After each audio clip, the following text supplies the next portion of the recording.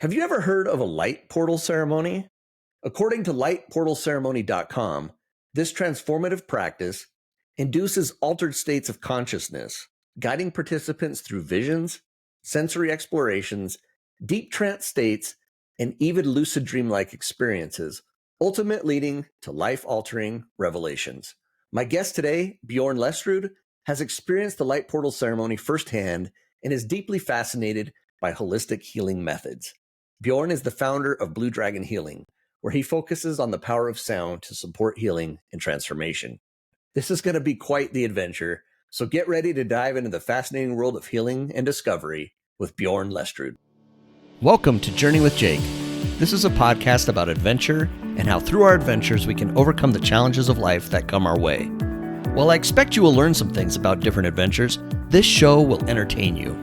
Each episode will feature a different guest or guests as they share experiences and stories from the different adventures they have been on. Not only will you be entertained, but you will also hear the failures and trials each guest faces and what they have done or are doing to overcome the hardships that come their way. My goal is to take each of us on a journey through the experiences of my guests with the hope that you'll be entertained and inspired to overcome your day-to-day challenges. After all, it's not all about the destination as it is about the journey.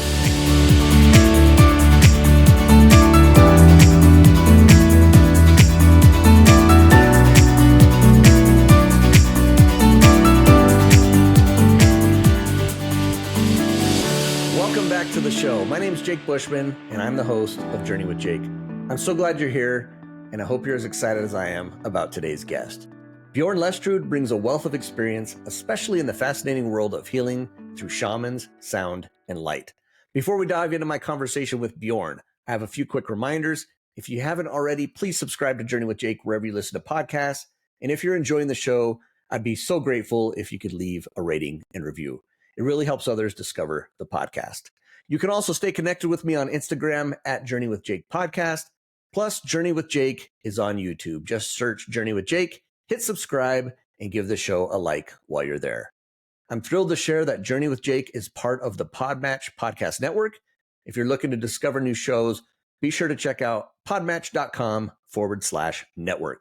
Lastly, I'm so honored to be a contributing author in Sacred Spaces, Subtle Shifts for Mind, Body, and Home Transformation, Volume 3, which releases on February 18th. My story is featured in Chapter 8, and I can't wait for you to read it. You can visit ColleenAvezCoaching.com/events to sign up and be the first to know when it's available. All right, let's jump into today's episode with Bjorn Lestrud. If you enjoy this conversation, you'll also want to check out episode 103 with Scott Gurian. It's another fantastic listen. All right, let's get to my conversation with Bjorn. All right, this is awesome. I get all these crazy, adventurous people out there. I'm not saying you're crazy. I just get adventurous people. You do, in my mind, you do crazy things sometimes. So I'm excited to have here Bjorn Lestrud. Did I say it right? Did. Perfect. Awesome. Hey, welcome to Journey with Jake. Thank you. Great to be here. Yeah, I'm excited to have you here. Before we get cranking into who you are, what you're all about, some of your adventures that you've been on, how about a little background, where you're from, where you grew up, that sort of thing, so we kind of get to know who you are a little bit. Sure. I grew up on a farm in Wisconsin, of all places, and eventually went to college, kind of locally too, Minnesota. I mean, I did a little travel during college. For a summer, I was living in Norway, and I went to a couple of places, but not much. It was mostly localized. I struggled a lot with like social anxiety and just, I guess anger and stuff like that. And eventually, after I graduated college, I just started working in corporate America. I spent most of my career in sales, and eventually I went through what you could refer to as a spiritual awakening, and I realized I had to get the heck out of Dodge, and that set me on a course to some adventures and a healing process as well, which now what I do with my occupation is I do healing work, actually. Excellent. And we'll get to that here in a minute. I kind of want to go back to those, Wisconsin days, high school, college. Where do you think the anxiety stemmed from? Any idea? Maybe you don't know. There were some times in my life where I was bullied, and that didn't help. People made fun of my name and stuff like that, just kids, but I guess maybe I took it personally. I went for like all the way until I was 8 or 9. I went to this really small, tiny private school. It was a Christian school. And so I think part of it was that I didn't have that much exposure to lots of other kids. And I was a little bit, I didn't have the best behavior. I was considered ADHD. And so they put me on Ritalin when I was 4 until basically age 17 when I refused to take it anymore. And so I don't know, part of it was the Ritalin kind of dampened my emotional enthusiasm a bit. And I just, in a small community where it felt like I didn't fit in. It's And you're interesting because right. I'm back there right now and I love it here for the most Yeah. part. Yeah. Well, it's interesting too, because yeah, you say, the name Bjorn. I mean, no one has that name here. You mentioned that you were in Norway. I was like, oh, I thought maybe that's where you were going to say you were from. It was Norway because that's kind of like a Norwegian type name. Yeah. So yeah, so is that kind of the ancestry? Is like, are your parents? My father, he's 100%, well, he passed last year, 100% Norwegian and very proud of his heritage. Like he can truck and tell you could have told you many generations back, like who did what, and probably, I don't know, 5 generations. I don't know how many he can go back, but it was my sister's name is Ingrid, so also Scandinavian. You guys are right on it. So I find it interesting. So yeah, he's struggling kind of just with the anxiety, ADHD, getting bullied a little bit. Bjorn, people make fun of the name, whatever, that type of thing. You go on to college, and it sounds like you kind of like you just went on with what everybody kind of thinks is the path, corporate America. Let me get a job. Let me get into sales. Tell Yeah, me about well, that experience and kind of how that, played out for when you. I graduated college, I couldn't find a job, and I was trying so hard to find a job, and I couldn't get one. So before I eventually found one, I went to the library one day. I was like, you know what? Screw it. I'm just going to go find a book about how to make money and just figure out how to make money.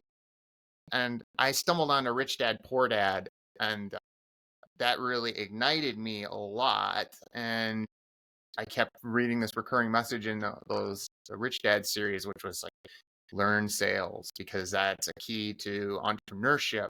So I figured if I get into sales, at least that's something that eventually I could do something like that myself independently.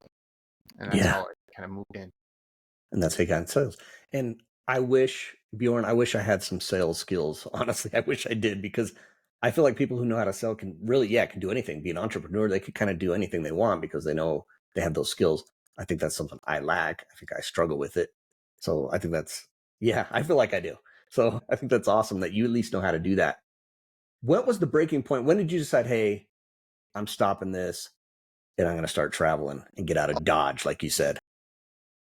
I had gone through a couple of positions and I was working, you could call it sort of high stakes sales. I was working in retention, but for like high end customer accounts for a big financial company, Ameriprise Financial. And I was doing super well in terms of my my performance was insanely high, like scary high, good, and I was making a lot of money for my age. And I thought I was doing well. One day, I started getting into personal development a little bit around that time, reading some Bob Proctor and some other things, and exploring different parts of meditation. And I came across stuff on Bob Proctor about paradigms and how when you're really small, before you even really develop the ability to think for yourself, your brain is just wide open and you start taking in all the other people's thoughts of how things are. And it showed this diagram, they called the stick person diagram or stick person concept. And it's this, I don't know if you've ever seen it before, but it's like there's this giant circle. It represents the mind, and a line right across the center of it. So the top part's conscious mind, the bottom is the subconscious, and then there's a little tiny little circle on the bottom represent the body. So it's all about the mind. And so it showed for paradigms that when the baby is, when you're a baby, basically, that the top part of the circle is just missing. So it showed kind of this image of all these thoughts flowing right in with nothing to stop them. And so I was sitting at work one day and I thought to myself, I want to think, what is my most painful memory? And I wrote it down. It was one time when I was bullied and it just stuck with me, right? And I thought to myself, what am I most grateful for in my life right now? I can't remember what I wrote for that. But then I thought to myself, would I have this thing that I'm grateful for if I had not experienced this other thing? And I realized that I wouldn't. And I had this out of body type of experience where that right at that moment, it was time to leave for the day.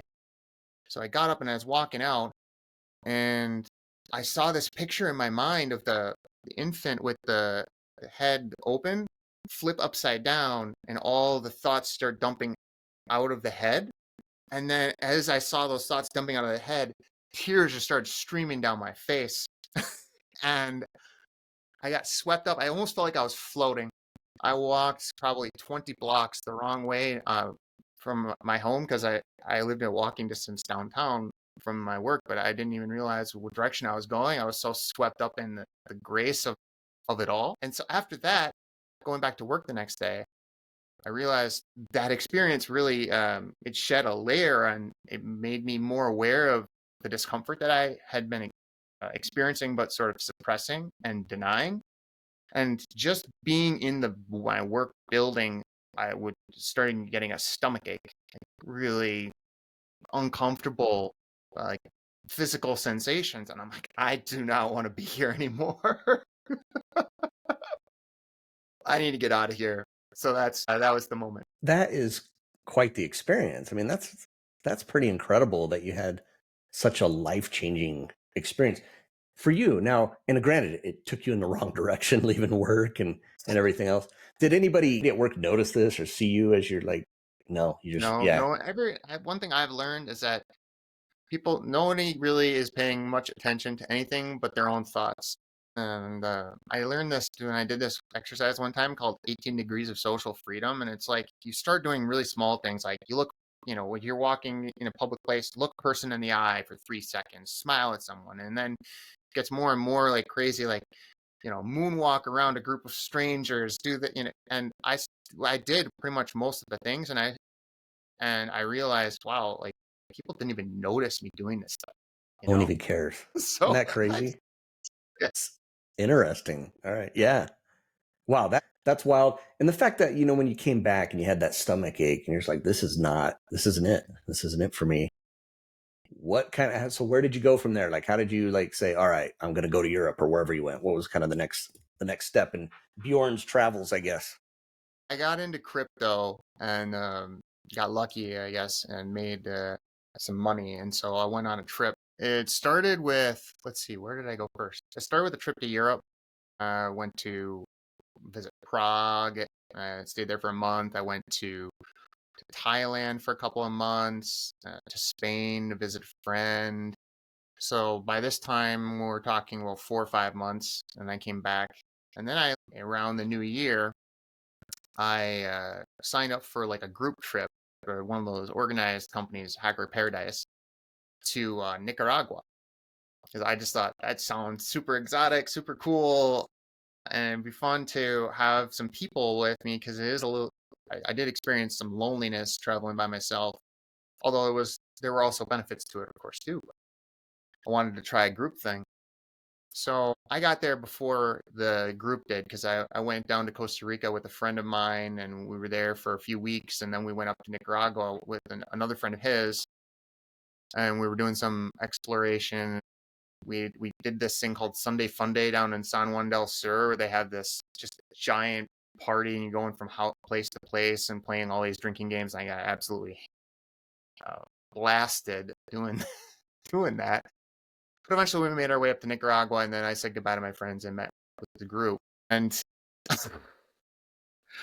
I mean, a lot of things I could get into there. Of course, I didn't know at the time.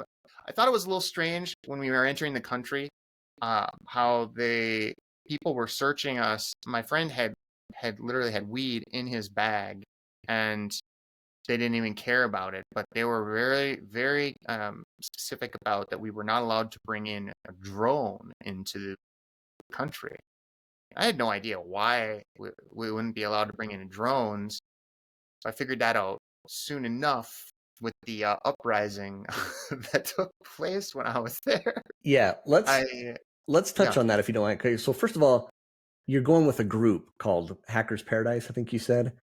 What's the group dynamic like? Is it big, small? Like how many people were we talking about for this group? See, if I had to guess, I'd say there were maybe like 15 of us Okay, or all right. so, and and things in Nicaragua were really cheap, so we had really nice accommodations. Were living in Granada, that's where we were staying, and we were right in the center of town in these super nice like colonial style homes. So like several of us living in a home. So I think there were 3 homes all together uh, for the group, and we all had our own rooms and stuff like that. We just like cohabitated together. And it's a mix, guys, girls, old, Yeah, young. Like what's mixed. kind of okay, I'd say it was slanted towards people in their 30s with okay, maybe a couple 20s, and there was one guy that was in his 40s at the time. Although I've been on a later Hacker Paradise trip where there was a couple in their 60s there. So, okay. It but can this one, yeah, vary. I was mainly like 30s, and I was about 35 at the time, so they were right around my age. Gotcha. All right, and okay, so you're going through there like, okay, no drone. You can't have a drone. I don't care about the weed from your friend, Yeah, but no drone. yeah. The uprising. What happened to your group? Like what? Yeah, I need to hear this. All right. So we were uh, hearing of these protests that were going on. They were getting crazier and crazier. They had changed something with the Social Security or some labor law. I don't remember what the law was, but it had been changed unilaterally by the president, who basically is a dictator. And people were very upset about this thing, and they were getting more and more active. And you could just feel the tension building up, and then the protests started getting more and more like violent, you could say. But there was even another dynamic where the governor or the president literally had hired this group of people to essentially assault the people who were protesting, but to dress up like they were up to no good and basically put a bad name to all the protesting that was going on. So there were people running around that were actually protesting, and then there were people running around like causing even worse havoc that were basically hired by the president himself. Wow. And people in my group were getting scared because it was like, where can we go out? When can we go? Is it safe? Especially the women, of course. But then one of the guys, the guy who was in his 40s actually, he was telling us how he literally slept with a knife under his pillow. He was so terrified. And the house where I was in the central part of Granada, and so there were protests that were going on in Granada too. Not quite as crazy, I think, as the capital. I can't remember the name of Managua, maybe. But in my house, it was kind of an open roof sort of concept in a lot of it, and the protesting was going on really many times right outside of our house, and people were getting louder and louder, and there were some rocks that literally came over the top and like landed, in our like living area. Like if someone would have gotten hit with a rock, it could have been like very, very serious. Yeah. So it was unnerving to say the least, having all this stuff going on. And then when I found out later, of course, the drone thing was that the reason why they didn't want drones is that they were trying as hard as they could. The president was to not let information out of what was going on with the uprising and all that, so he could just squash it.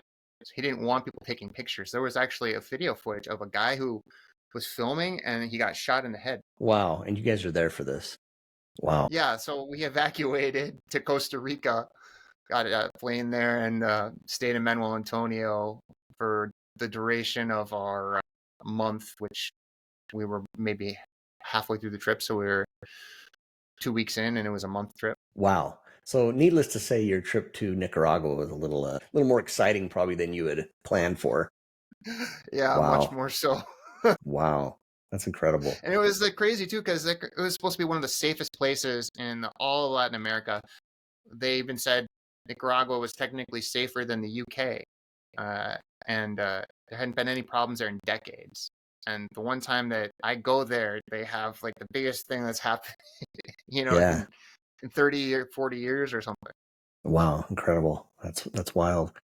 How did you like the group thing? Did you enjoy the group dynamic? I mean, what was your thoughts on that? I liked the people, although I don't. It felt like I like to keep sort of a wider view on issues, and I don't like to take sides too much with like right or left and that sort of thing. And I felt like the group was very heavily slanted left, to a point where I didn't find the dynamic totally comfortable all the time, but I enjoyed them. They were good people, and we had a lot of fun. And what's nice about it is when you go with a group like that, they do some effort to set up some organized experiences in the area that you might not come to about by yourself to figure out how to do those things. So we get to see some interesting restaurants and went to a volcano and went on some different trips, and it was, yeah, it was pretty cool the way that that is set up. I like that a lot. And also to be able to live in a place like we were living, you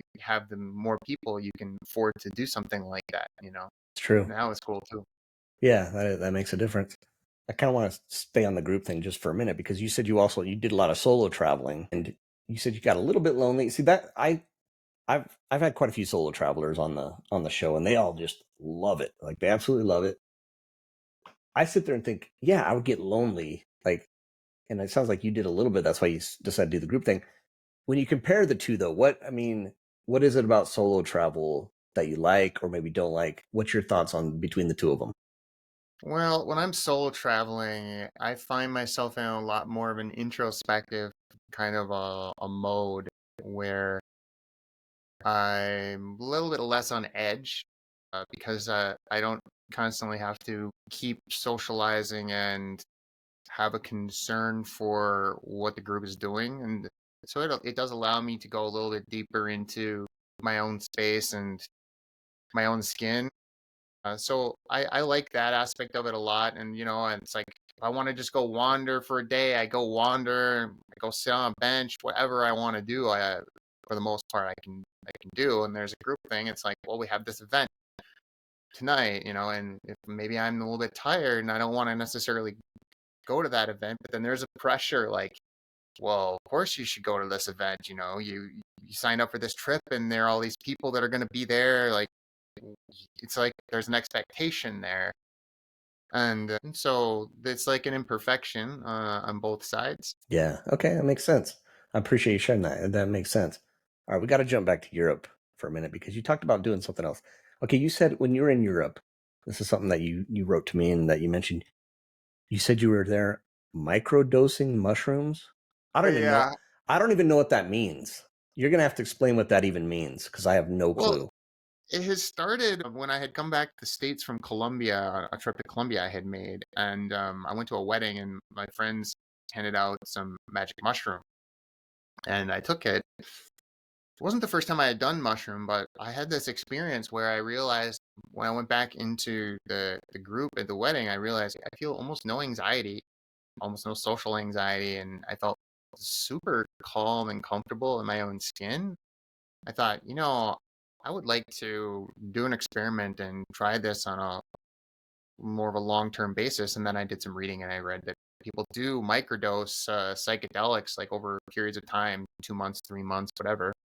And a lot of people claim that it helps them a lot. So I decided to do it in Europe. And in Amsterdam, they sell that stuff legally. So I bought some when I was there and I started my adventure there. But I had this crazy thing happen where even at the beginning of it, so Amsterdam, I got the mushroom, what they call it truffle, but it's the same thing, and it has the psilocybin in it. And then I got some like cannabis edibles there too, and I took that with the mushroom. A lot of people like to combine the two of them, and I had this experience where I got super super dizzy, and I kind of freaked out a little bit, like something was going on with my body. When I came to realize over the next couple of days, I kept getting these dizzy spells, and then they started getting less and less. And I realized that my entire vision had changed. I always had some hand-eye coordination problems, like my whole life, And I also would find myself when I would go like walking long distances that I would stumble here and there, and I didn't know why. Well, when I did the microdosing with the mushroom and combined the cannabis, it sort of blasted my vision open and I started seeing things with much more clarity, like physical objects. I was able to see more depth, physical depth to the objects. And I realized after a while that what had happened was that I had grown up and my eyes didn't know how to work together. And there's a condition for that. I don't know what the name of it is. And when I used the mushroom, it was teaching me how to actually use a depth perception. And so my hand-eye coordination started just improving like rapidly. And I started having these amazing experiences because it was like seeing the world for the first time. And I was in Europe, so there were so many beautiful things to see also. So I would go walking, in just the cobblestone streets, everything I looked at, I was just enchanted everywhere I went. It was so great. Now, do you really think was it that just the mushroom talking, or was it the actual vision, you think? It was the vision because after I stopped doing the microdosing, I've never had any stumbling issues, and my coordination is better than it was before I Wow. did. Wow. That's incredible. And didn't it, something about it helped you to save a life or something in Barcelona? Like, what's the Yeah, story so there? somehow, because my reaction time just got so much faster than it was before, and I was staying at this hostel in Barcelona, and I met some people there, and we went out to dinner, and then we were leaving to go somewhere, and we were a little bit spread out. So some people in the group were walking ahead, and they crossed the street, and I was walking, and there was this guy and his girlfriend that were to my right, and we were about to cross the street to follow our friends across, and I turned my head and I looked just before stepping over, and I saw that there were cars that were basically right upon us, but the people next to me couldn't see them because there was something blocking it.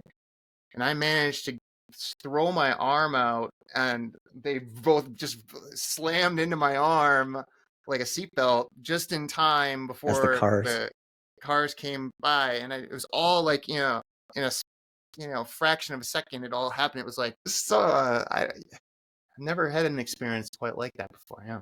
So it felt really good that happened. I like. That's incredible. Wow. That's awesome.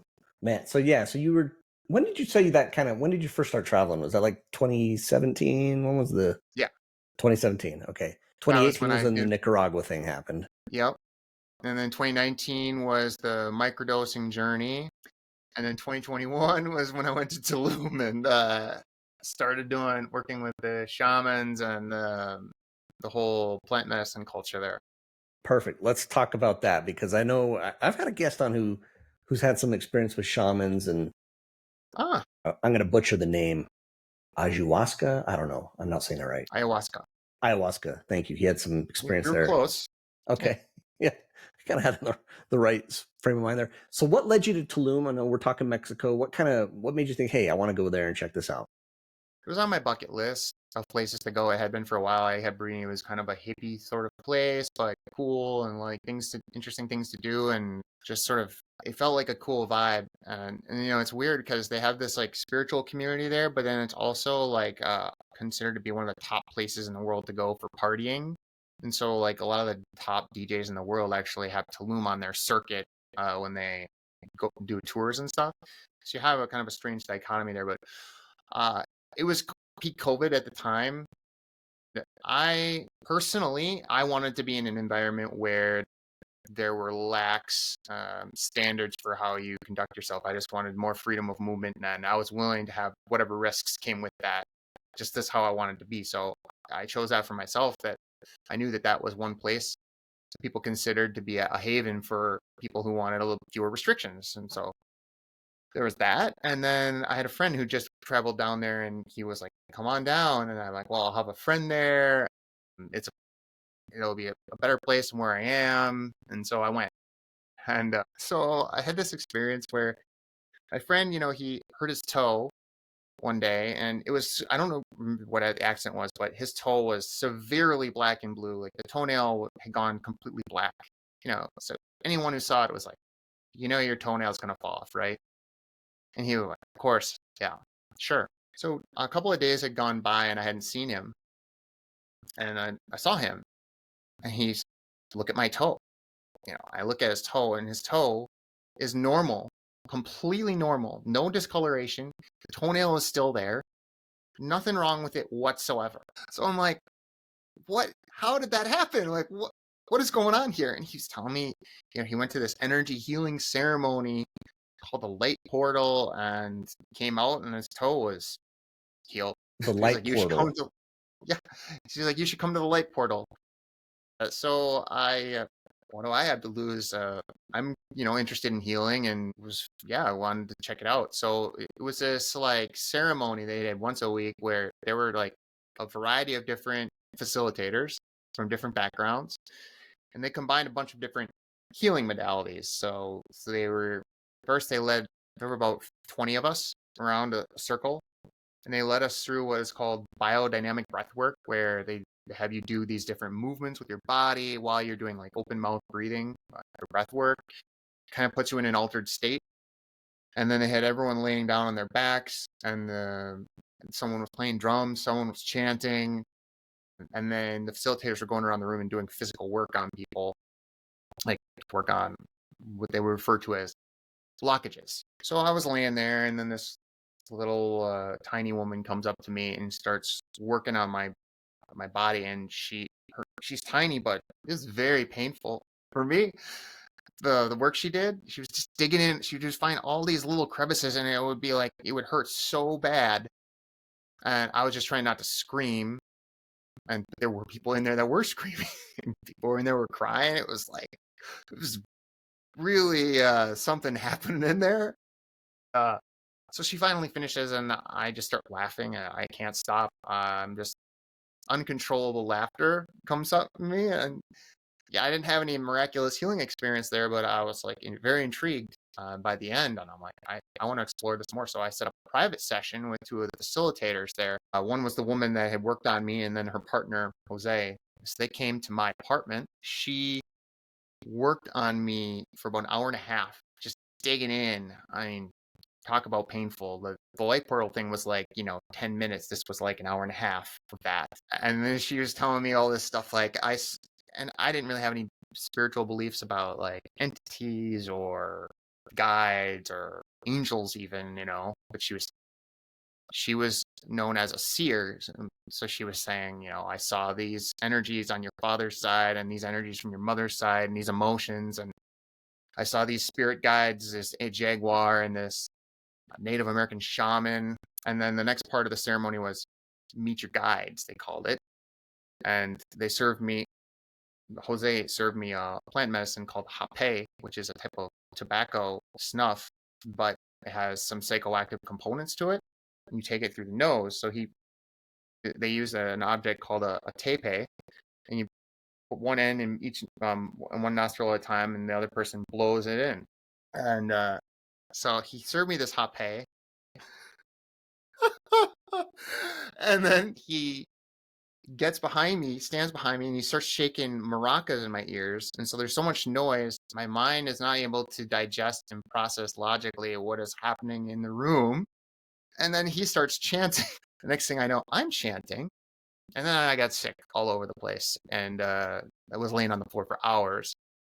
But when I woke up the next morning, so prior to this, for about 2 years of traveling, I had developed this really bad arthritis in my knees where anytime I would be sitting for more than a few minutes, I'd have to straighten my legs out just to relieve like the stiffness that would set in. It'd be really painful.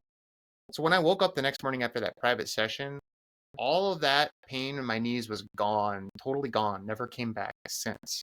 So it just sent me on this path to explore more about plant medicine, and then that's kind of led to sitting in ayahuasca with these shamans from from the Amazon that were there in Tulum, and I had so many experiences. I could talk for hours about them, but after I had some experiences with like the big visionary plants like ayahuasca and stuff like that, I met another teacher that did what we call plant spirit diets.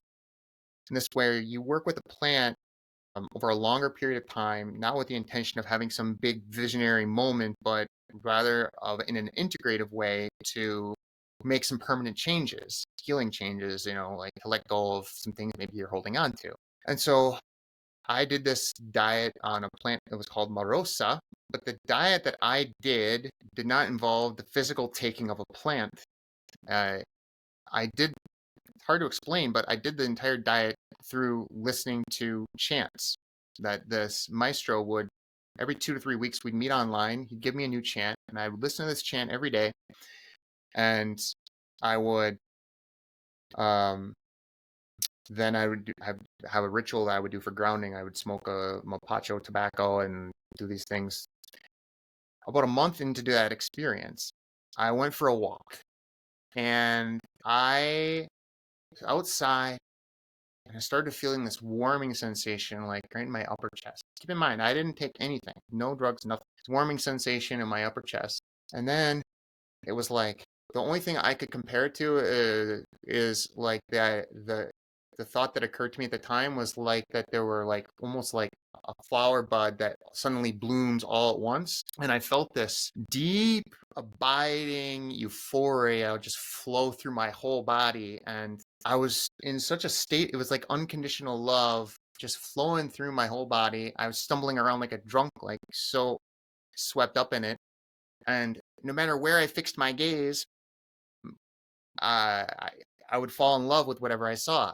So I'd see a tree, and I'd start falling deeply in love with the tree. And everywhere I turned, I looked around me, and I would just see, even in the air, I would just see the most beautiful combination of color in the air that I'd ever seen, and it would constantly shift and change, and it was like such a deep experience for me. And it opened my eyes on potentiality for healing and how plant medicine can be used without even literally physically taking it, but just the vibration of it. And so it led me on a path, an integrative path to learn how to do that. I'm just sitting here just listening because I'm just blown away. This is so different for me. And so it's fascinating. It really is. And I appreciate you sharing this because that's what I love about doing this, because I get to hear people's journeys, who they are, their adventures. And it's stuff I've never even knew was out. I mean, you hear of it, but you always think, it's not anybody I know. But no, I'm talking to Bjorn right now, and Bjorn does this. He lives this.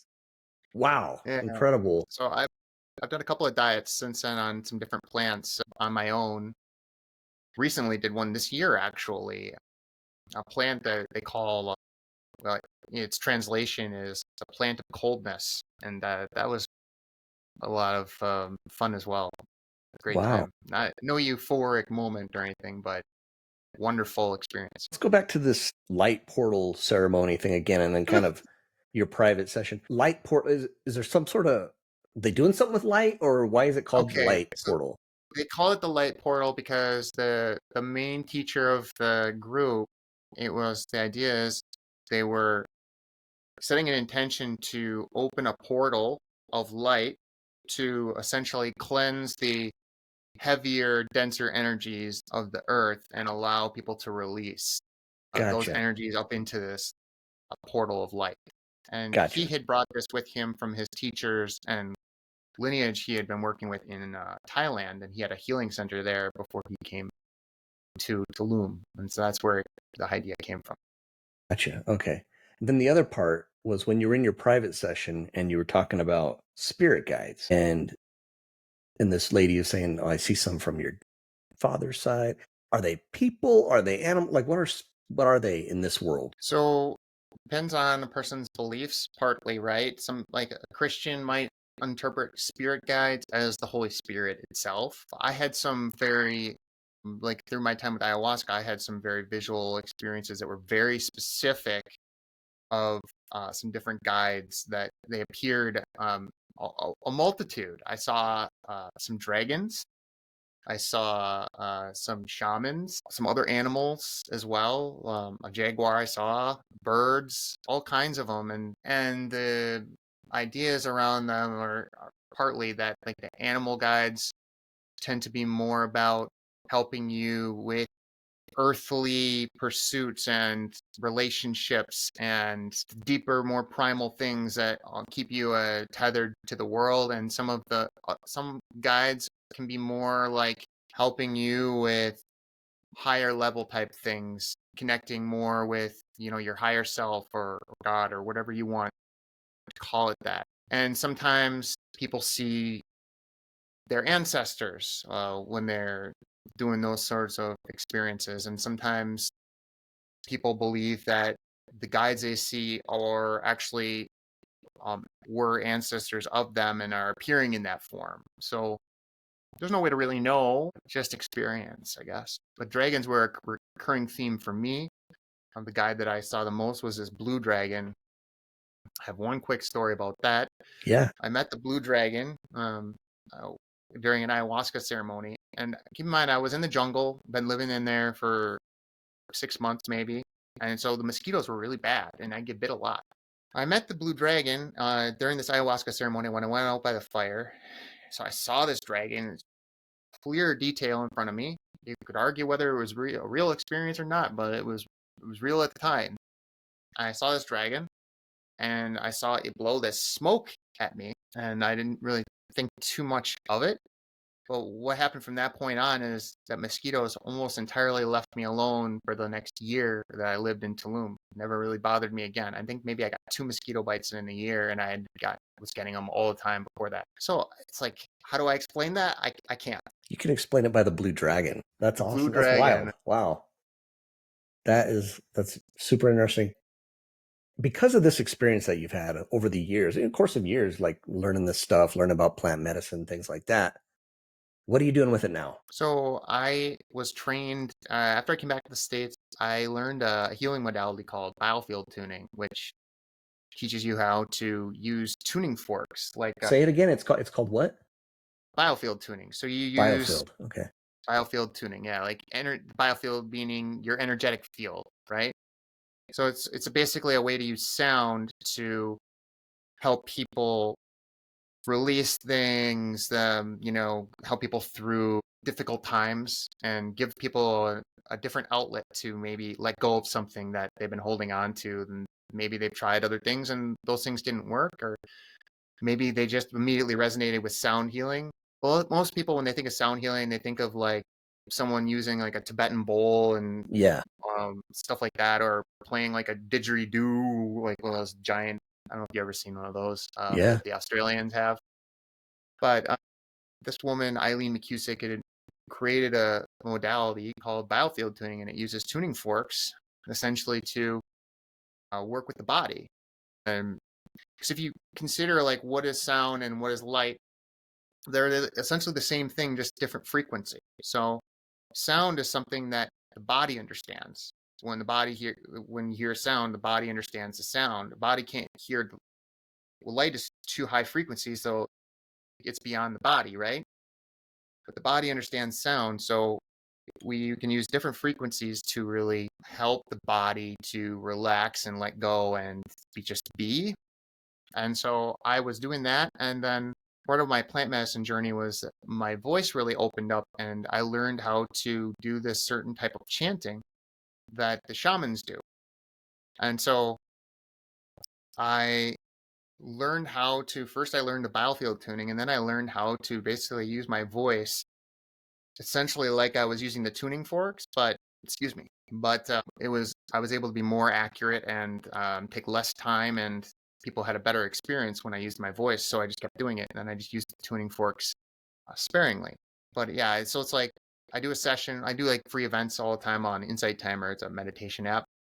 People come in, they sit and they listen for an hour, and usually, by the end, their mood is improved. They feel better than they did before they sat down. So it's Wow. So if someone wants to get involved with this and like is interested in this, how do they find you? How do they do this? I have my website, www.bluedragonhealing.net. That's And appropriate. BlueDragonHealing.net. I love that. exactly, there's some free stuff on there, some downloads, and a link to my Insight Timer, and I do free events, and then there's other opportunities there to book sessions or whatever they want.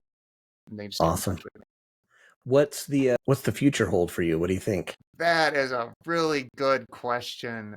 I think I see myself eventually going back on the road and doing some traveling and doing some work in some physical places and maybe some retreats and having some deeper experiences and maybe to revisit ayahuasca and some other things that I haven't connected with in a long time. But I love doing healing work. It's amazing for me. It's it's like I benefit when I do the work for others. I also benefit from it, and so it just I mean, I had hypertension, pre-hypertension for 15 years, and now my blood pressure, the last time they checked it, was like 108/62. Good for you. Like, yeah, I mean, I in the last year, I think I've dropped like 30, 40 pounds. Just so many things just keep improving in my life, in so many ways. And I have to attribute so much of it to this work and what it's enabled me to do. So do you feel like if you hadn't have taken that risk then to like, hey, I'm leaving corporate America and I'm getting out there, I mean, what do you think that risk, has it been worth it for you? Like, what's your thoughts? Yes. I mean, there are times I look back, I was on track, to have a big career and make a lot of money, which I still could in a different way. But I mean, I was pretty much set there if I wanted to be. But I couldn't bear it physically, man. No way. So it just wasn't for me. And no, I don't regret leaving that. Sometimes I think about it though. Yeah, I'm sure. I would think. I liked some of the people I worked with, and I'm still friends with one of the people that I used to work with. Yeah, absolutely.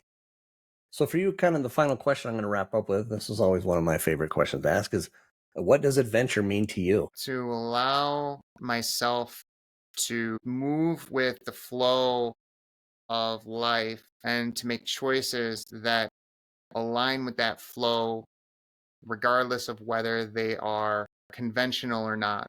I feel like I could have a sense of adventure without going on an exotic trip, too. It's just allowing myself to make different choices and to accept the flow of life and trust in it. Love it. Bjorn, this has been fascinating for me. Thank you so much for coming on Journey with Jake. Thank you for having me. I appreciate it. Thank you so much to my guest, Bjorn Lestrud, for joining me on the show. I always leave these conversations feeling so inspired, and Bjorn definitely delivered today. If you'd like to learn more about his work with Blue Dragon Healing, visit bluedragonhealing.net or follow him on Instagram at Blue Dragon Healing. And of course, a big thank you to each of you for tuning into Journey with Jake every week. I'm truly amazed and so grateful, not just for the incredible guests I've had the privilege to speak with, but for all of you who listen in quietly week after week to hear these amazing stories and find a little inspiration. Thank you from the bottom of my heart. Next week, we've got another incredible episode lined up with Bert Terhart. We'll be setting sail as Bert shares his adventures navigating the open seas and his journey sailing around the world. It's an episode you won't want to miss. And remember, it's not always about the destination as it is about the journey. Take care, everybody.